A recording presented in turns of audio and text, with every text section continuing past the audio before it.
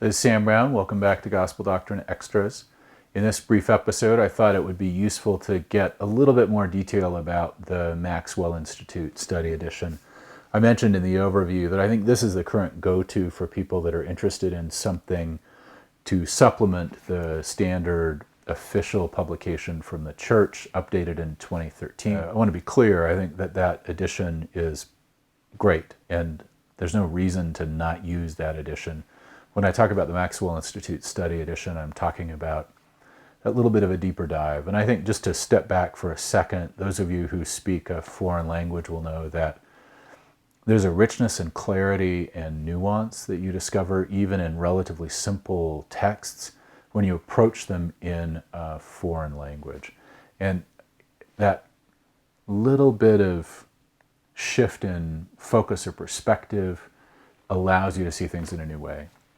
And that's why I think it's really useful for most people to have some sort of a second edition of the Book of Mormon that will allow them another lens to view this sacred scripture. And I think for most people, the most user-friendly, relevant, and rigorous edition is going to be the Maxwell Institute edition. It's also beautiful. They got Brian Kershiznik to pitch in, and he's made these just phenomenal woodcut illustrations that give you some sense of the pathos of the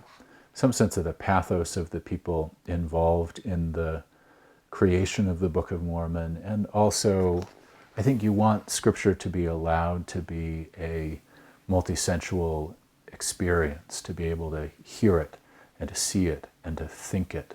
And having good artwork associated with an edition, I think, is helpful in that respect. Now, the other, of course, key reason that you have the Maxwell Institute Study Edition is the front matter, the stuff at the very beginning to give you a sense for what's going to come, and then the back matter that includes some appendices that are useful for understanding the Book of Mormon a little better, and then the text itself and what's called the apparatus. And apparatus is just a goofy academic term for the extra little bits like footnotes and explanations that help you while you're working through the text itself to understand what's going on. In the front matter, I think that Grant has done a good job. One thing that they do really well in this edition is remind us that in addition to the 3 and the 8 witnesses, Emma Smith is another key witness of the Book of Mormon, and they include then her statement. It's from an interview with her son Joseph III about what it was like. And I think this is important to remember that really the first main scribe, other than Martin Harris, and as Joseph Smith and he are trying to figure out what the characters might be and whether they can get away with an academic consultation with outsiders, the one who really settles in and mentors Joseph Smith in the translation process and is there as he works through the first, we used to think it was 116 pages, but now people are thinking maybe it's more like 200 or 300 pages of the Book of Lehi and the stuff that the small plates of Nephi replace at the beginning of the Book of Mormon from 1st Nephi to Mosiah. That stuff is mostly scribed by Emma. So it's very important that Grant and the Maxwell Institute include Emma's witness as a part of the contextualization for it. And you can imagine Joseph and Emma, he always looked up to Emma. She was a little bit older, a little bit wiser, a little bit more sophisticated and aware of how the world works, whereas you get a sense of Joseph Smith as being a little more raw and unschooled. You can imagine this kind of interface between Emma and Joseph as they're beginning to sort this out. And just that little inclusion of Emma's witness at the beginning in the front matter is an important move in the direction of understanding better. And then you have the Book of Mormon text itself, and you can see that it's the little tiny verse numbers are superscripted, so you can tell where you are when you're going along in a class, but it doesn't interfere with the smooth flow of the prose. There's the apparatus, the little footnotes at the bottom that orient you to what's going on.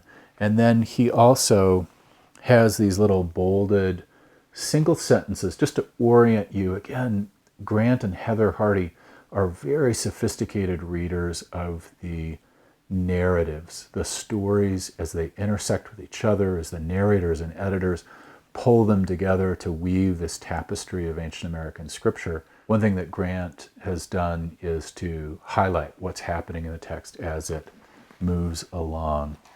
The other thing I would say, other than, again, it's just such a power, this is ENOS, and this Krishiznik woodcut of ENOS, really prostrated by his yearning for the divine presence as he prays, so gorgeously evoked as you then walk into textually the prayer of ENOS. And then at the back, there are a variety of useful appendices and indices. He talks about the Hebrew poetic forms in the Book of Mormon, and wherever you decide you fall in terms of the importance of those poetic forms, it's pretty clear from Hardy's reading that it matters because you can understand the English text better if you understand the components of it that are using these more ancient ways of communicating. There are some general notes that I think, in this age of sort of culture wars and the internet and superficially contextual readings and the morphing of anti-Mormon rhetoric and forms into this kind of internet conspiracy theory stuff, that it would be helpful and important to have a little bit of context about the Book of Mormon. And that's also a part of the back matter that Grant provides. And then another thing that's useful is he adds accounts by other people of the translation process, and that includes Mary Whitmer and one of her daughters who were also witnesses to it. So it's a package, and it's nice, and I highly recommend that people get into it. And then any questions people have, feel free to drop them in the comments at the bottom. Thanks.